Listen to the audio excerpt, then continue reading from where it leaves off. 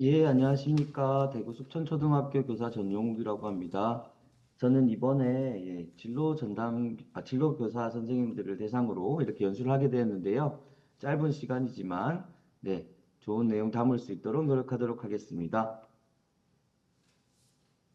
자, 먼저 크게 두 가지 내용으로 진행할 건데요. 첫 번째는 2022 개정 교육과정 속 에듀테크와 함께하는 진로교육 수업이라는 내용을 함께 다뤄볼 거고요. 두 번째는 이제 에듀테크를 활용한 진로 진학 상담에 대한 이야기를 하도록 하겠습니다. 먼저 첫 번째는 이제 진로교육 수업과 관련된 부분인데, 2022 개정 교육과정 속에서 디지털, 이제 에듀테크라고 이제 표현을 하고 있죠. 이게 가지는 의미가 어떤 건지 한번 같이 살펴보도록 하겠습니다. 먼저 우리나라 교육과정을 한번 살펴봤더니요. 1954년 1차 교육과정부터 시작해서 지금 2022 개정 교육까지 이런 변천사를 가지고 있는데 사실 교육과정에 대한 내용은 뒤쪽에서 자세히 하실 거기 때문에 저는 요 중에서 이제 제가 얘기하고 있는 디지털 에듀테크와 관련된 얘기를 좀 나누고자 합니다. 자, 먼저 왜 2022 개정 교육과정에서 이 디지털과 에듀테크가 좀 더 강조되는지를 한번 살펴보도록 하겠습니다. 제가 다녔던 학교 중에 대구 한실초등학교라는 학교가 있었어요. 2020년 3월 1일자 개교하는 신설학교였는데, 아시겠지만 2020년 3월 1일에 모든 학교가 개교를 하지 못했습니다. 그러면서 이 학교는 학생들이 한 번도 학교를 오지 못한 학교가 되어버렸어요. 그 과정에서 온라인 개학을 실시해야 했고, 또 학생들에게 학교를 안내해야 되는 상황이 발생했었습니다. 그래서 이 당시 교장 선생님과 교감 선생님께서 직접 학교를 돌아다니시면서 학교를 촬영하고 교장 교감생이 학교를 소개해 주시는 영상도 만들고 그다음에 선생님들께서도 잘 아시겠지만 줌을 이용해서 학생들과 온라인 계약을 하는 상황이 발생했었습니다. 아마 이 2022 개정 교육 과정에서는 이런 예측할 수 없는 사회에서 대응할 수 있는 교육의 혁신 방안을 또 요구하고 있는 것 같았습니다. 두 번째로 살펴보면요. 같은 공간 속에 이제 아이들의 수준이나 아이들의 인원수가 많이 달라졌어요. 예전에는 저렇게 왼쪽처럼 빼곡하게 있는 학생들이 똑같은 내용을 학습했다면 지금은 한 공간의 학생들의 수는 줄었지만 그 학생들 개별로 원하는 내용이라든지 그다음에 수준이 다른 상황이 놓였습니다. 그래서 2022 개정 교육 과정에서는 학습자 성향이나 이런 것들의 변화에 따른 맞춤형 교육 기반이 필요하다라는 요구가 있었던 것 같아요. 마지막으로 세 번째 보겠습니다. 예전에는 저희가 책을 이용한 정보의 수집이 주된 목적이었다면 지금은 학생들이 다양한 매체를 이용해서 어마어마한 정보를 습득하고 있습니다. 그래서 예전에는 정보의 양을 많이 알고 있었던 게 중요했다면 지금은 지식의 획득보다는 활용해서 문제를 해결하는 게 더 강조되고 있는 것 같아요. 그러다 보니 어떻게 사고를 하고 어떻게 가지고 있는 정보를 분석하고 이 정보를 바탕으로 어떻게 판단해서 문제를 해결하느냐를 강조하고 있는 것 같습니다. 그래서 세 번째는 이러한 새로운 교육 환경 변화에 학생들이 역량을 함양할 수 있는 교육이 진행될 수 있도록 하는 것 같습니다. 자, 이 세 가지에다가요, 이제 여기를 하나 더 얹어 보겠습니다.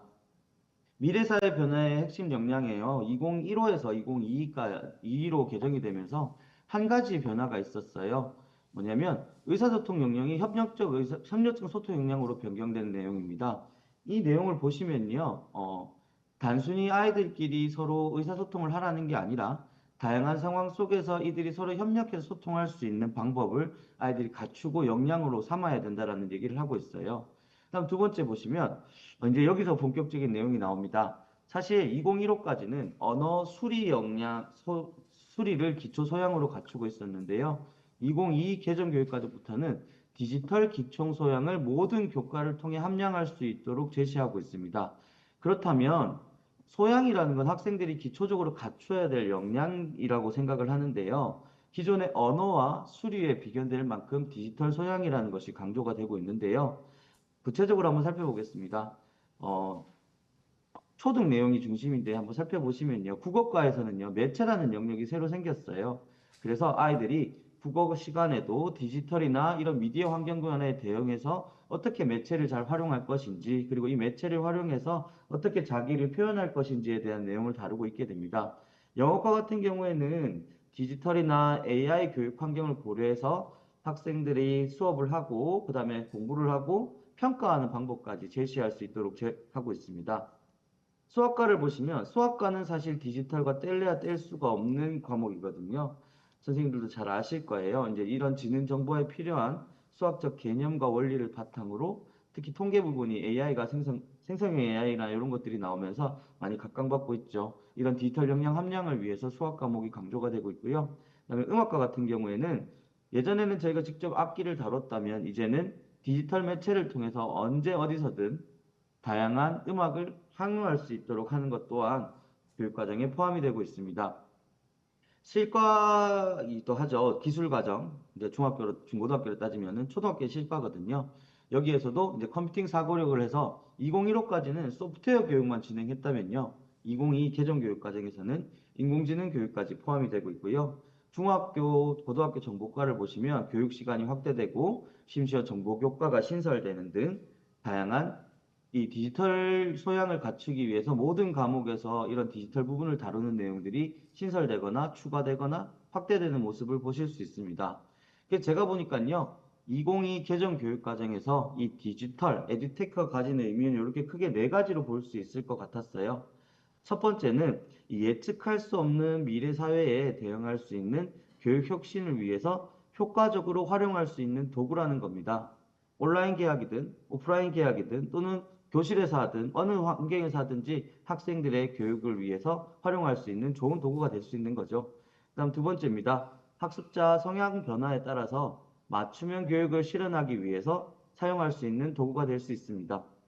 세 번째는요, 새로운 교육 환경 변화에 적합한 역량을 함량하기 위한 수단이 될 수도 있지만 그 자체도 역량이 될 수 있다는 겁니다.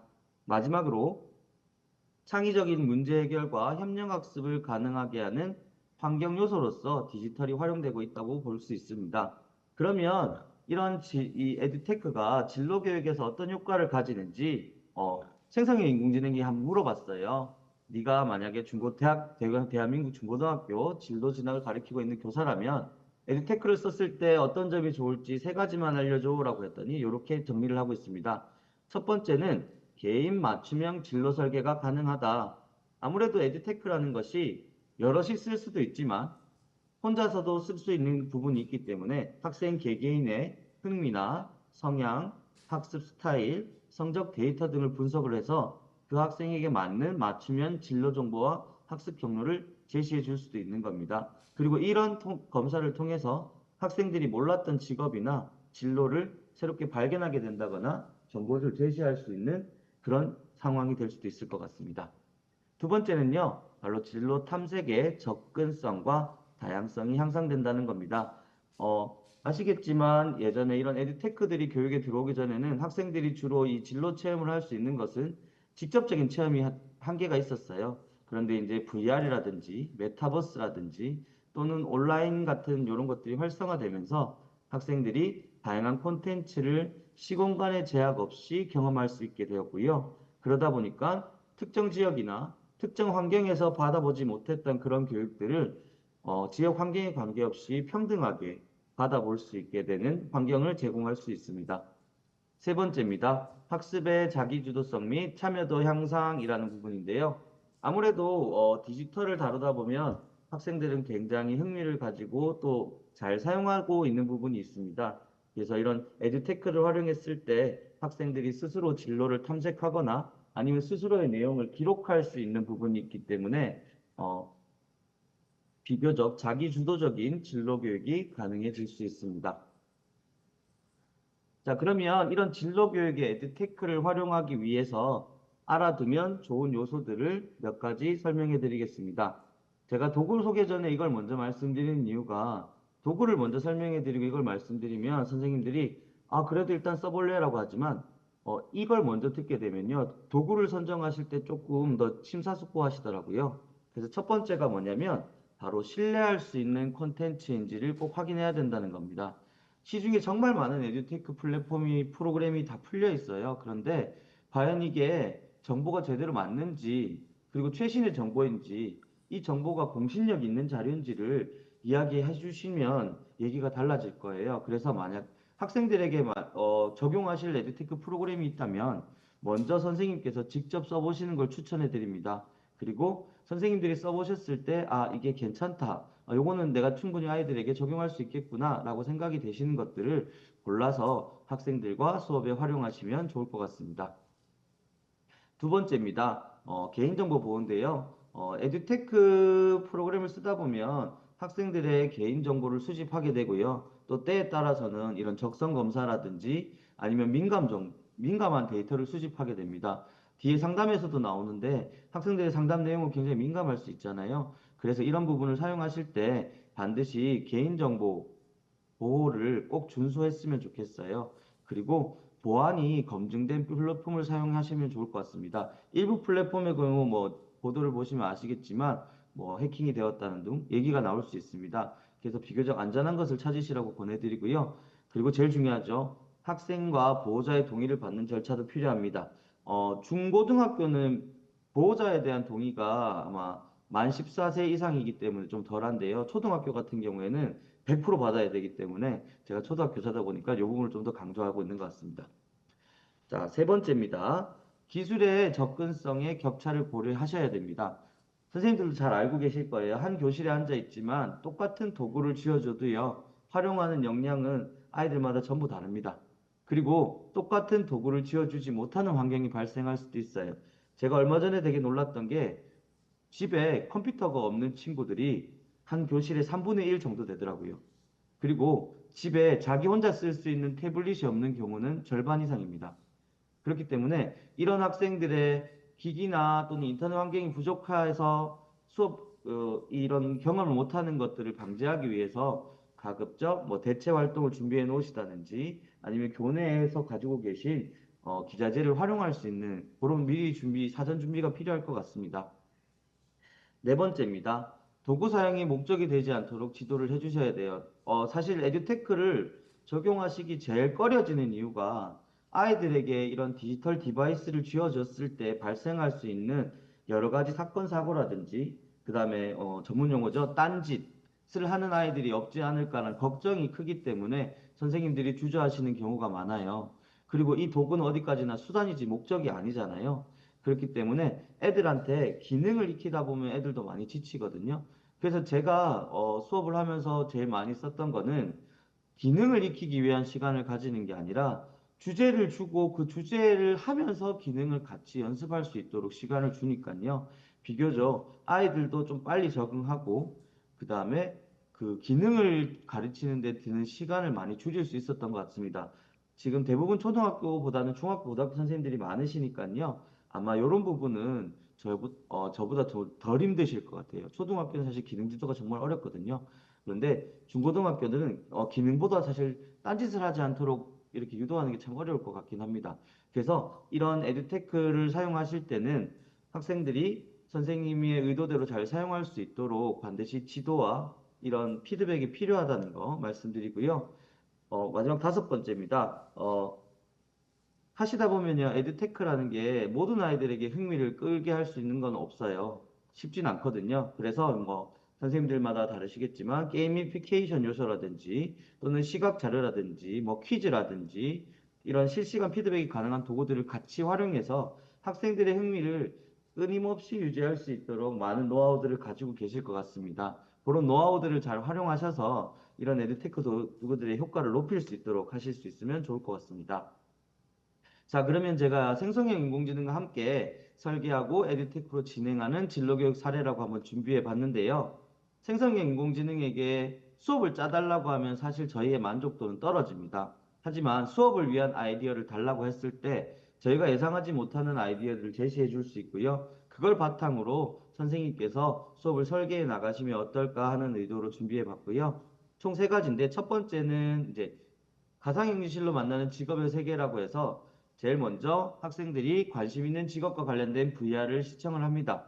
워크넷이라든지 직업 동영상 VR 등 여러 가지가 있더라고요. 근데 VR 기기가 있어야만 체험하는 건 아니지. 있으면 더 좋겠지만 없다면 태블릿이나 휴대폰으로도 충분히 체험 가능하니까요. 요걸 바탕으로 학생들이 직업이 어떤 활동을 하는지, 이 직업을 위해서 필요한 능력이 뭔지, 그 다음에 직업을 체험해보고 느낀 점 같은 거를 워크시트에 정리를 해보고요. 그 다음에 친구들과 직업들을 비교해 보면서 자신들만의 미래 직업 카드를 직접 만들고 공유해보는 활동입니다. 실제로 VR까지는 되게 재밌어 하지만요. 이 직업활동 기록지를 할 때 자기가 관심 있는 직업에 대해서 하게 되면 조금 더 낫더라고요. 특히 중고등학교는 좀 더 이 직업에 대한 세분화가 되어 있을 것 같기 때문에 선생님들께서 한번 해보시면 어떨까 생각이 되었고요. 두 번째는 나만의 진로 로드맵 만들기라고 해서 아까 앞서서 선택한 직업을 체험을 해봤다면 이번에는 그 직업을 위해서 내가 어떻게 다듬어야 할지, 나를 어떻게 단련시켜야 할지, 또는 내가 이걸 위해서 어떤 역량을 갖춰야 될지를 직접 포트폴리오 형태로 만들어 보는 겁니다. 로드맵이죠. 그래서 뭐 이 포트폴리오나 캔바라든지 미리 캔버스라든지 구글 슬라이드라는 도구들을 이용해서 학생들이 직접 만들어 보는데요. 사실 요즘에는 초등학교 3학년 정도만 돼도요. 구글 슬라이드나 미리 캔버스, 캔바 등을 활용하는 모습을 볼 수 있거든요. 그걸 이용해서 자신만의 진로 로드맵을 완성하고 그 다음에 친구들과 공유하고 피드백을 받아보는 활동이라고 보시면 됩니다. 자, 세 번째입니다. 나의 미래 직업을 콘텐츠로 표현하는 건데요.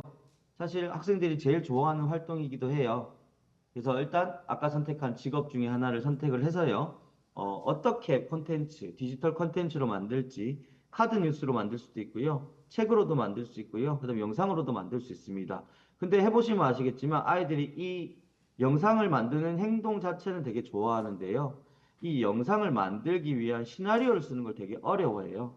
그럴 때 챗GPT나 이런 생성형 인공지능을 활용을 해서 대본이나 콘텐츠 초안을 작성하게 하고요. 그걸 바탕으로 학생들이 캔바나 북크리에이터나 캡컷 같은 프로그램을 활용을 해서 디지털 콘텐츠를 제작해 보는 활동입니다. 그리고 마지막은 콘텐츠 공모전 형식으로 발표를 한다면 학생들이 더욱더 재미있어 할 것 같습니다.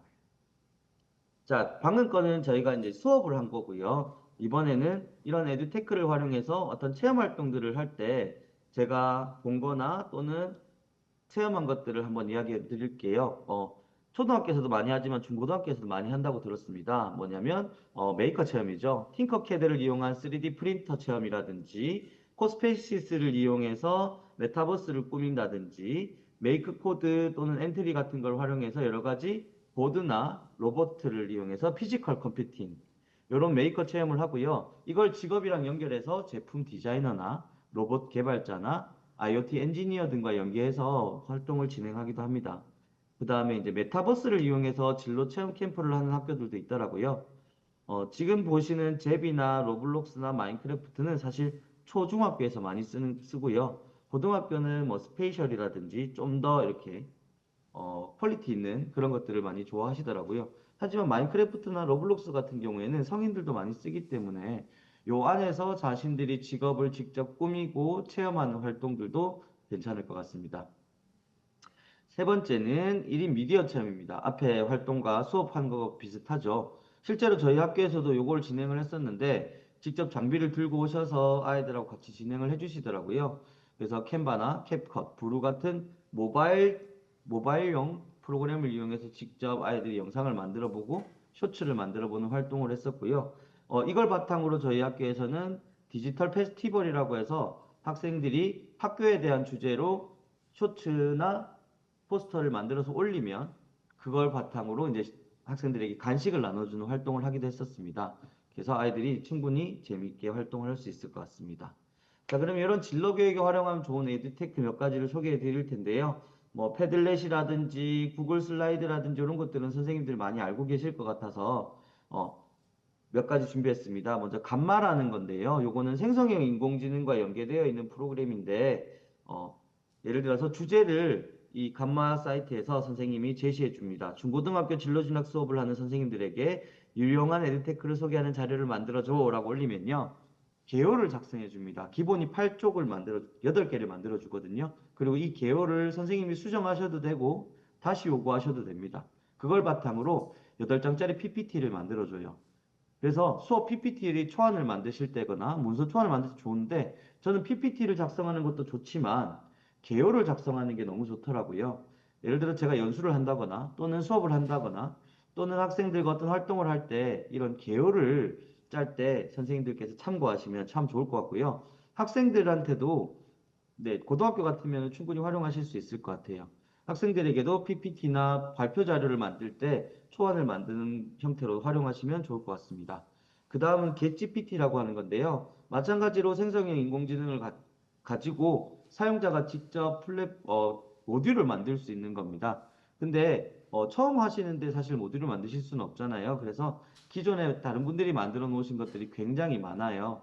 제가 진로라고 검색을 해보니까 진로 상담용 AI도 만들어져 있고요. 뭐 동아리 세특이라든지 뭐 이렇게 선생님들 업무적으로 쓰실 수 있는 것들도 있더라고요. 그래서 한번 들어가서 확인해 보시고 직접 체험해 보시다가 어, 기회가 된다면 직접 만들어 써보시는 것도 크게 어렵지 않으니까요. 한번 해보시면 좋을 것 같습니다. 일단 북크리에이터인데요. 아마 중학교까지는 정말 재미있게 쓰실 수 있을 것 같아요. 고등학교도 괜찮을 것 같고요. 그래서 수업 내용이나 또는 아까 그 진로 로드맵 또는 영상 컨텐츠를 만들기 전에 또는 자기 모둠에서 발표 자료를 준비했을 때 그 자료 모은 걸 가지고 온라인 도서를 제작하고 출판할 수 있는 도구라고 생각하시면 됩니다. 무료로도 충분히 체험 가능하시고요. 만약에 너 진짜 딥하게 쓰고 싶다라고 하시면 유료를 쓰시면 되는데 사실 제가 해보니까 무료로도 충분히 쓰실 수 있으니까 한번 해보시면 좋을 것 같습니다. 자, 이제 퀴즈 활동인데요. 아마 많이들 쓰고 계실 것 같아요. 지금 제가 안내드린 건 퀴즈앤 카훗 퀴지즈는 거의 비슷한 형태라고 보시면 될 것 같습니다. 근데 멘티미터도 저는 많이 쓰거든요. 그래서 최근에는 멘티미터와 비슷한 슬라이더라는 플랫폼도 있거든요. 그래서 이런 것들을 잘 활용하시면 애들이 약간 수업에 힘들거나 또는 수업에 동기를 부여하거나 정리를 하실 때 같이 써주시면 좋을 것 같아서 소개를 드렸습니다. 그리고 이제 프로그래밍을 많이 하시는 분들이 계실 수 있어요. 학교에 정보 선생님도 계시고 하죠. 그런데 중고등학교는 보니까 이제 코랩을 많이 쓰시더라고요. 파이썬하고 겸해서 쓰시고요.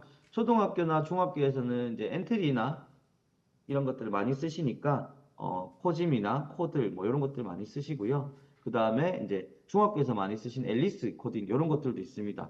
즉 다양한 도구들이 있는데요. 어느 게 좋다가 아니라 선생님 손에 맞는 도구들이 딱 있더라고요. 그래서 제가 지금 한두 개를 소개시켜 드리는 게 아니라 다양한 걸 말씀드리고 그중에 선생님 한번 시간 될 때 해보시고 괜찮으신 걸 선택하시면 될 것 같습니다.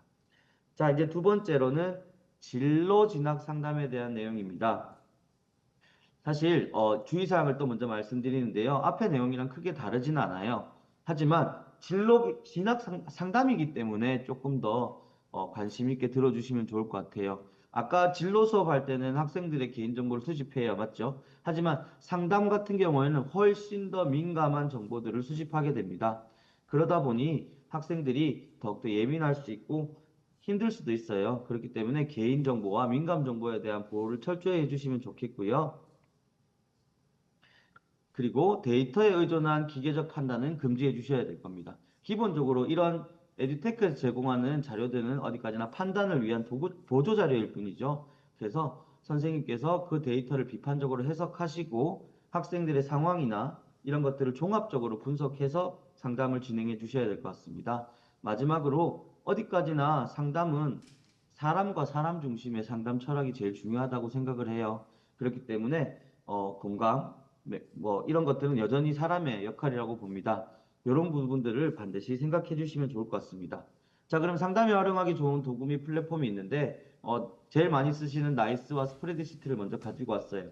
나이스 같은 경우에는 개별 상담이나 누가 기록도 가능하고 공식 행정 시스템이기 때문에 신뢰도를 높일 수 있어요. 그리고 학교 차원 상담 기록에는 적합합니다. 근데 아쉬운 점은 네, 접근성이 좀 떨어지죠. 인증서로 인증을 해야 된다라는 거. 그다음에 스프레드시트 같은 경우에는 접근성이 굉장히 용이하죠. 언제든지 쓸 수 있어요. 하지만 클라우드에 학생들의 개인 정보를 담게 된다는 부분이 있습니다.